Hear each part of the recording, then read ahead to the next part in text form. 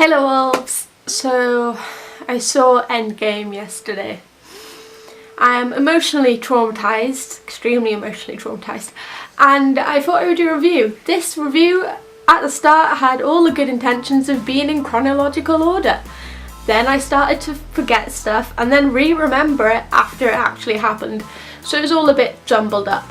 Sorry. Obviously from this point on there will be massive amounts of spoilers for this film, so if you haven't seen it, please don't watch this video, okay? Or please don't tell me that I didn't say spoilers, because spoilers from this point on. Okay, so I'm not really sure how to structure a review, so I'm just going to say what I liked about it. There are some things I didn't like about it, I will talk about that. Just please bear in mind these are my opinions, everyone has different opinions, so you might like this point, the points I think are bad. Okay, out the way, cool, roll the titles, we can get on with this.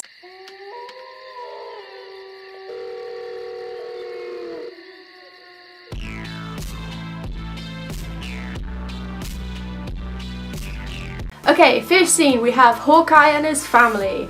I knew that this was going to be the Kate Bishop scene. I knew they weren't going to bring her in. Him training his daughter to be the next Hawkeye is quite clever, quite cool, because they randomly introduced his family, and I really hope they had the plan from there to bring Layla, over to the dark side, shall we say, and make her the new Hawkeye now that Hawkeye is Ronan. So obviously we see the dusting of his family, something that I think everyone in the cinema saw coming.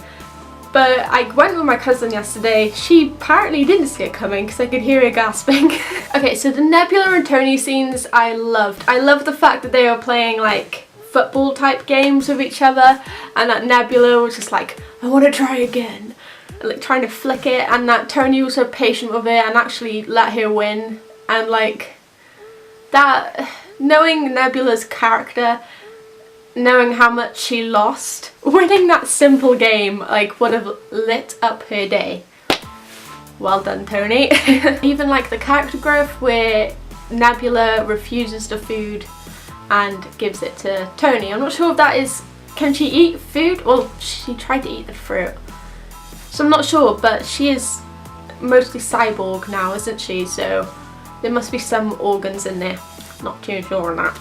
Okay, so we see the aftermath of the snap. It's like a couple of days after, which makes no sense, by the way, if Tony was in space for 20 days. Unless time works different in space. Probably does, I'm probably being really thick. Anyway, so it was a couple of days after, we saw the aftermath of Steve shaving his beard. Don't know why he did that. If anything, it'd make him look more depressing. So they should have kept the beard. We saw Nat and Captain Marvel. This is a continuation from the Captain Marvel end scene. Also, where the fuck was Goose in this movie? I was expecting Goose to be the one to like, I don't know, do a big portion of the fighting. Where was Goose? God. Okay, so right off the bat, they find Thanos because of Nebula. Nebula knows where he is because every great villain needs to tell the plan to everyone, needs to stop what they're doing, stop killing people just to say their crazy villain monologue. So obviously he must have done this quite a few times to Nebula, and it's stuck in her head, in her memory bank, and she let slip where he was. He was there by himself. You actually find out that the gauntlet and the stones, or the stones I guess, actually nearly kills him. And you find out that the stones are gone. He actually used the stones to destroy the stones. Which, you know, I don't say it often enough, but I think that's a bit of a dick move. All the Avengers are there looking for the stones, and Thor is just like, whoa bitch, I've had enough of you. Let me kill you right now. And cuts his head clean off. Obviously remarks that he went for the head this time. Bit late, Thor, just a tiny bit late. But well done on the attempt. The Avengers now know that the stones are lost and all hope for them is gone. Iron Man, Tony looked like a skeleton when he came back. He looked so ill and he collapsed, it was sad. Iron Man leaves with Pepper and we don't see him for a little bit.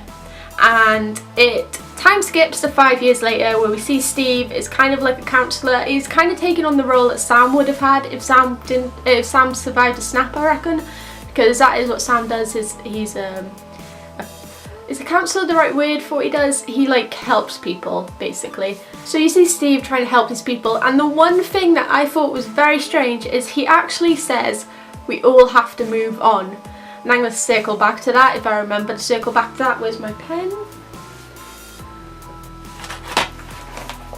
Lost a pen, but if I remember to circle back I will. And basically they're just talking about how hard it is that their loved ones have gone for no apparent reason, and that it's hard to move on. And obviously this is 5 years later. We then catch up with Natasha, who, by the way, how long does it take for hair to grow? Genuine question. I don't think it takes 5 years for the blonde to grow out like that. Also, why doesn't she cut the blonde out already? So if it's a style choice, like, go get it, but I don't think it was.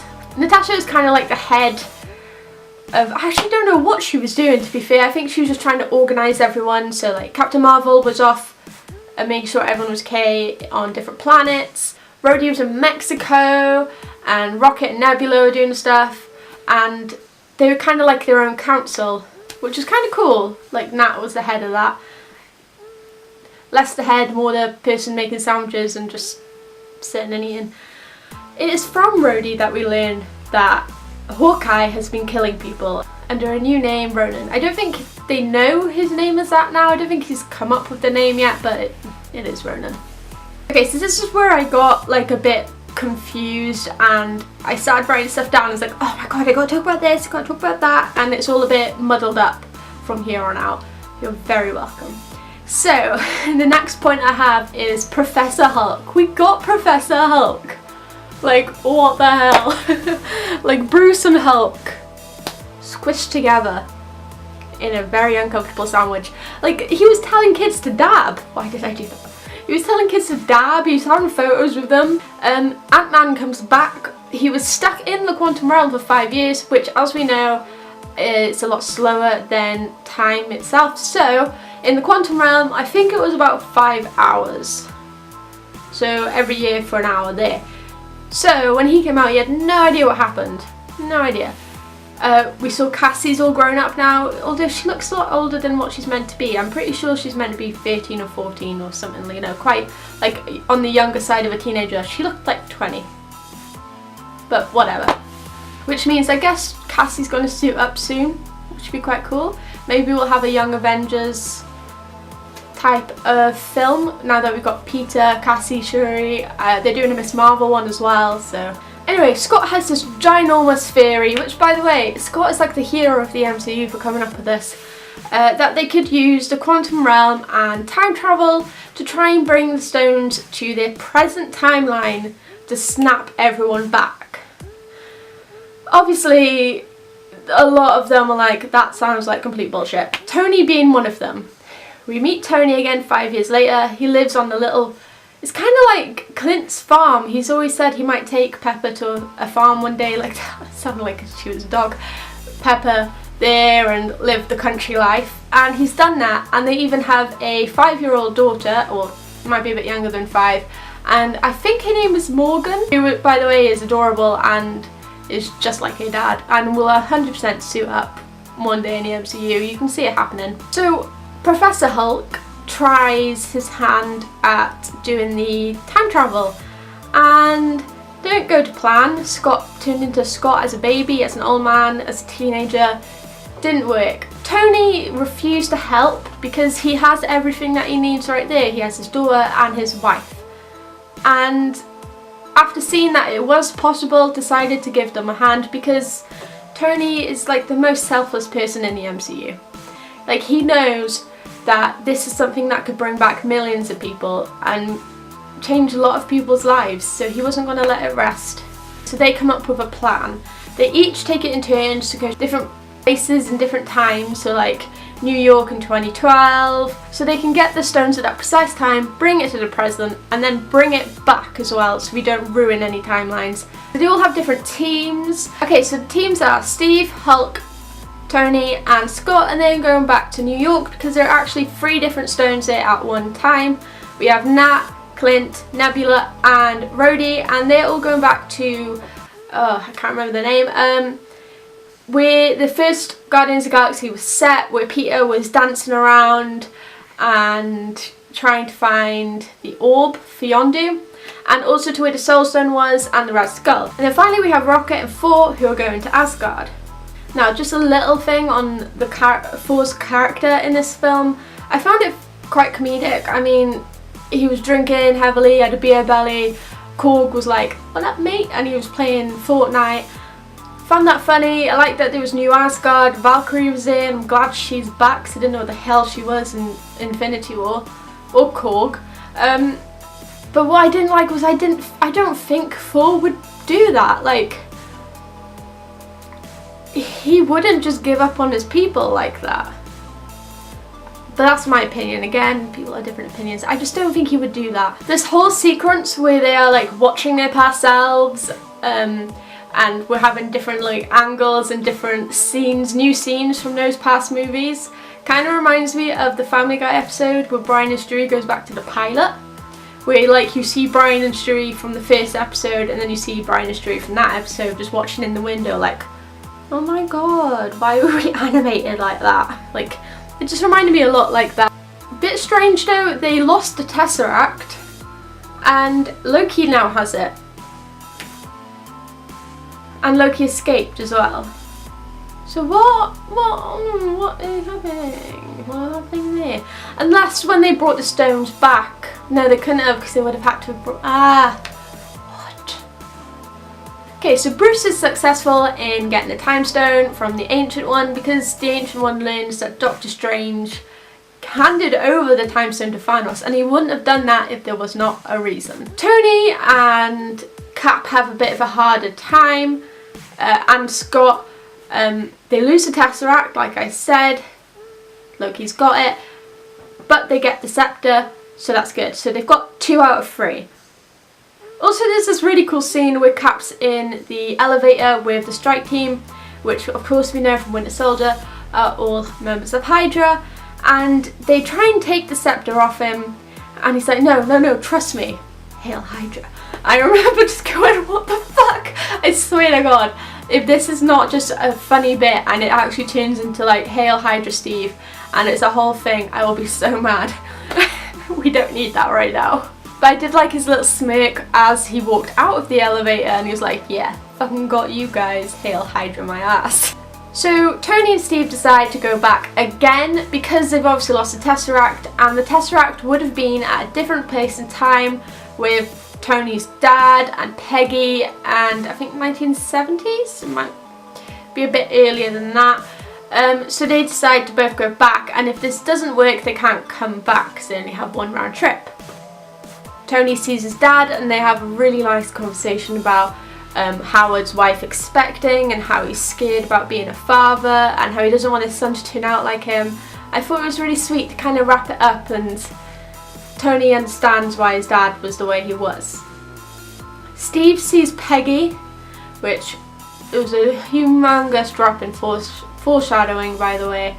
It was pretty sad though that he couldn't go and talk to her, and he kind of like he went into her office to hide, and he sees it and he just stops and he just freezes, and it is a sad scene. They do get the Tesseract, and they also get extra pin particles so that they can bring the stones back. Next we've got Rocket and Thor.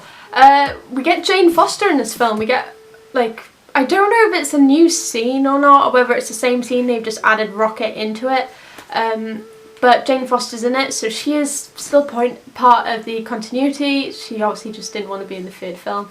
I don't think she would have fit into it, to be fair. So Rocket has to extract the stone from Jane. So the plan is for Thor to charm her, Rocket to extract it. Thor gets distracted, so that's having a panic attack. And he gets distracted because his mum is there, and that is the day that she gets killed by the Dark Elves. Obviously he wants to save his mum, but Rocket's like, no, don't even think about it, don't. Bumps into his mum, and his mum is like a boss. She's a boss ass bitch because she knows what's happening. She knows that's not her fault. She knows she's gonna die. She's happy, she's at peace with it. Rocket gets a stone. We also get the cool scene where Thor holds his hand out and Mjolnir comes back to him, and he finally has his hammer back, which is sick because it got broken the last one. Okay, now we cut to Nat, Clint, and Nebula and Rhodey. So Nebula and Rhodey we'll start with because the emotional baggage of the other two I'll get to in a minute. They see Peter dancing and him singing out of tune, and it's like the Family Guy episode where you have different views on the scenes you've already seen before, and I really enjoyed it. They managed to get the orb, but at the same time the Nebula in that current timeline gets the Nebula from the future's memories, and Thanos knows the plan. So he goes and captures the Nebula from the future. Rhodey manages to escape, by the way, he's back, and goes into her memory banks, sees what's happening, gets Nebula from the past to disguise herself as Nebula from the future to infiltrate them. Also, we get 2 fight-on-fight scenes, which kind of reminds me of that Spider-Man one from Into the Spider-Verse, where Nebula and Nebula fight, and we also get cap-on-cap, which I think is everyone's dream fantasy. So we get some good fight scenes with the same people. Okay, so let's just do it. Let's unpack the other scenes. Clint and Natasha. They go to get the Soul Stone, and as we know from Infinity War, there is a heavy price for the Soul Stone, a soul for a soul. Clint goes to do it.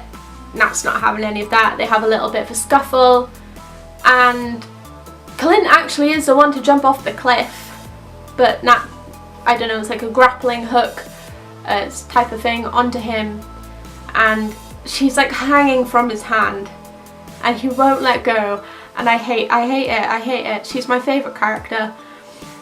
I hate her so much because we haven't seen any of her, and she goes, "It's okay, it's gonna be okay," and he lets her go, and you just see the pure anguish on his face, and then it zooms into her and she's just all bloodied and broken, and it's like, what the fuck has just happened? Natasha is one of my favourite characters. I'm really excited for Black Widow film, but like, they haven't explored her character that much. They've finally given Hawkeye screen time, they give Natasha screen time. What the fuck are you doing, Marvel? I just don't understand the point of killing Natasha, unless Scarlett Johansson wanted to leave and she had other projects, that's fine, but it just seemed a bit pointless. I understand that she sacrificed herself, and we've got an origin movie coming up, so it kind of sets it up quite well, but the boys had 3 movies each. I know Hawkeye hasn't, but he's definitely gonna have, he's having a TV show.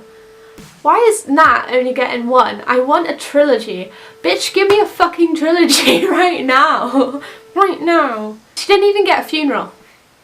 That's what made me mad. And then when the whole team learns, everyone's upset, but Tony doesn't look that upset. He just kind of goes, "Does she have any family?" That annoyed me the most. Tony has known her longer. Except for Clint, he's known her the longest out of them. And you would think he'd be a bit more emotionally upset about it. I don't know, I'm gonna go on about Nat's death forever, but carry on. Okay, so again, this is all muddled up, I am so sorry. So we're just gonna jump straight to the battle. No we're not, no we're not. We're not gonna do that because I just remembered a piece of information. What am I doing to myself? Right, they managed to get all the stones, unbeknownst to them. They don't know that the nebula that is there is not their nebula. So they figure out that it has to be someone strong to snap, because obviously the snap nearly killed Thanos.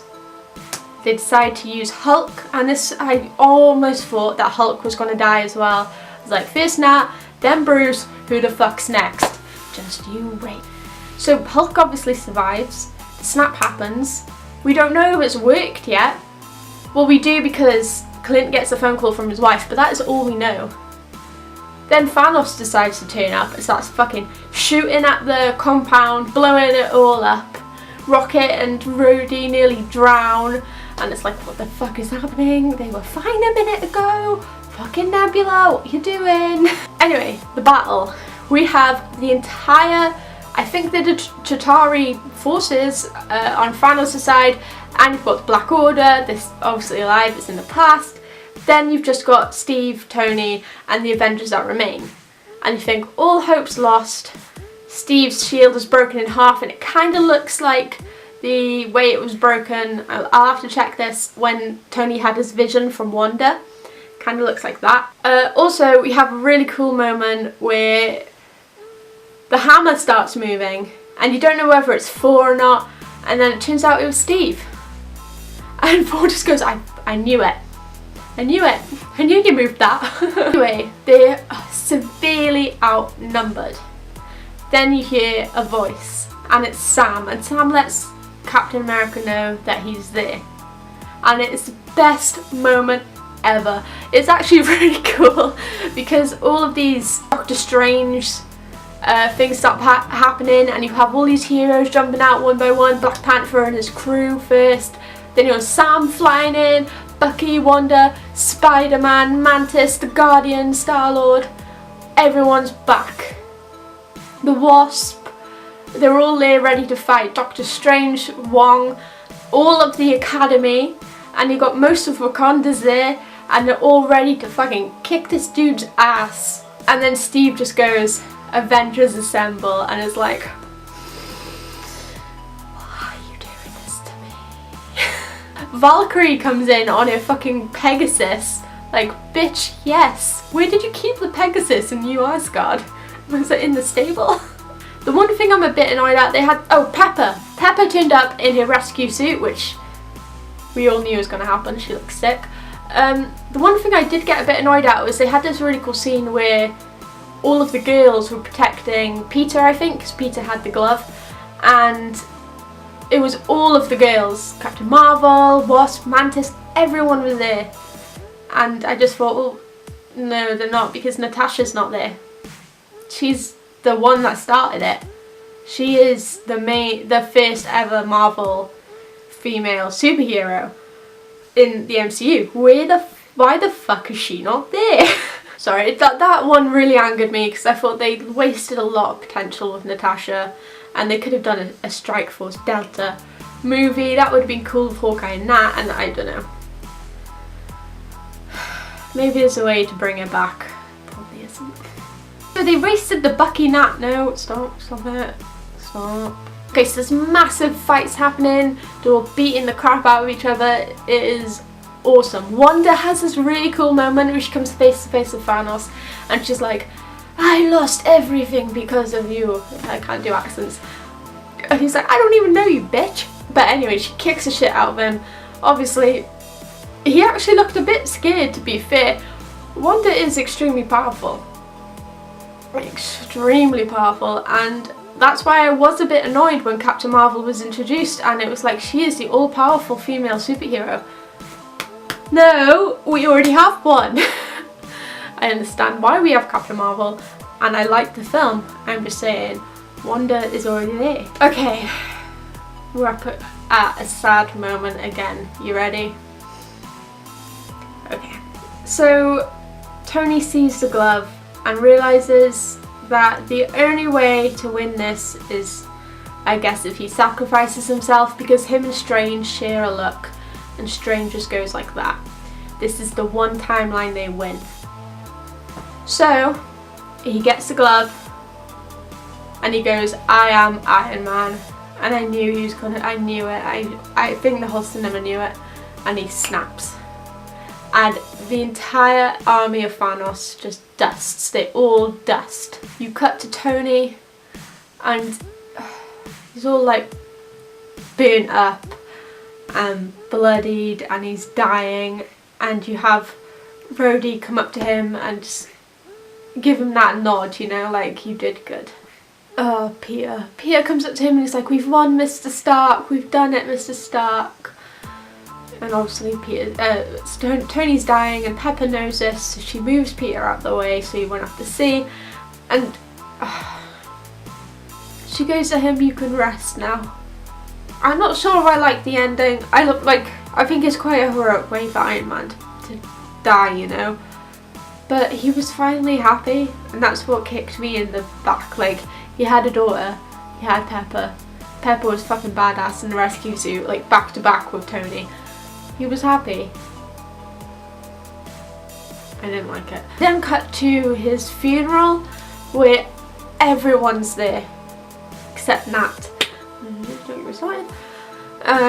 And this is a really cute scene where Happy's sitting next to Morgan, I'm sure her name's Morgan, and she's like, I want a cheeseburger, and your dad liked cheeseburgers too.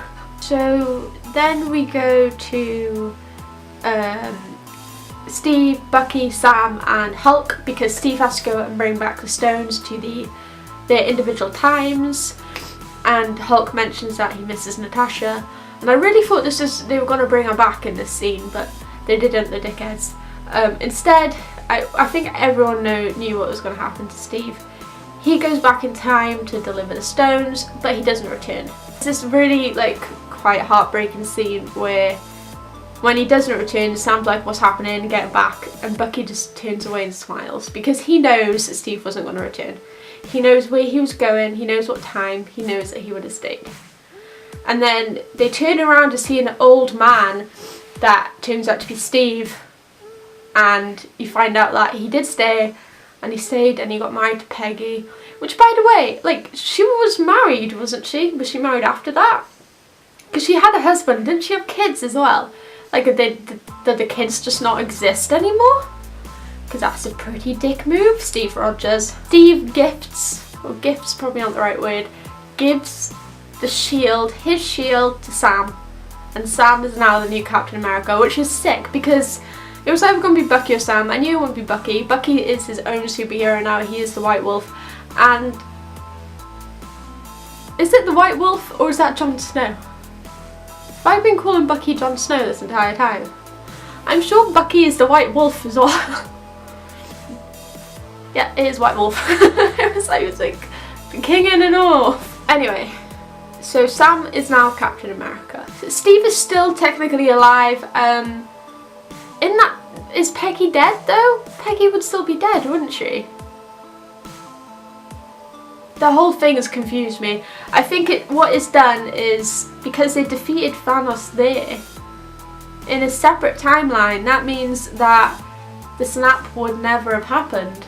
I feel like we should just live in that timeline. Let's make more movies out of that timeline, please. MCU, thank you very much. Thank you, bye. Also, this whole time travel thing, I don't think Steve would have done, because circling back, I remember he quite clearly said you have to move on. I know he had a haunted look on his face and he hasn't actually moved on, but that seems very selfish of Steve. She was already gonna get married, he knows this, and have kids, possibly. I can't remember if she had kids, and yet he still went back. I don't know, I just didn't like that part. Could have done something else. And also I feel kind of like, as much as I don't like the relationship, I do feel kind of bad for Sharon. I mean, he just ditched you for your great aunt, so sorry girl. Thor is now a part of the Guardians of the Galaxy. That's pretty cool. Hopefully we'll see him in Guardians 3, because that'd be quite cool. I think I'm missing quite a lot of bits. Overall, I did enjoy the film. I thought it was quite funny as well. Some bits annoyed me. Thor annoyed me. Steve annoyed me. How Tony died annoyed me. But I think if he died, any way he died would annoy me. It's just me being mean. Natasha's death. Whoop! Don't get me started. That annoyed me if you didn't know. I'm sure a lot of the things that annoyed me didn't annoy you, so whatever. Anyway, let me know what you guys thought of the film. Give me your theories on the next film of Spider-Man. I think going forward it'd be quite cute to see Peter Parker having a sibling type of relationship with Morgan. I know Gwyneth Paltrow said this is her last film, but she said she's more than happy to come back for cameos, so maybe we will have a Pepper Potts cameo. I think we're going to have a lot more Happy Hogan in the films, mainly to do with Peter. But God, what an emotional ride last night was. Give this video a thumbs up if you liked it, or a thumbs down if you didn't. Your opinion, comment down below if you thought this video, what you thought the film, the deaths, the tragedies, anything. Subscribe to my channel if you like this video. I do videos like this every single week. Turn that bell on if you want to be notified when I upload. I have a Twitter and an Instagram. The links to them are down below, and they also at the end of this video. And I will see you next time. I love you guys, 3000. Bye, little wolves.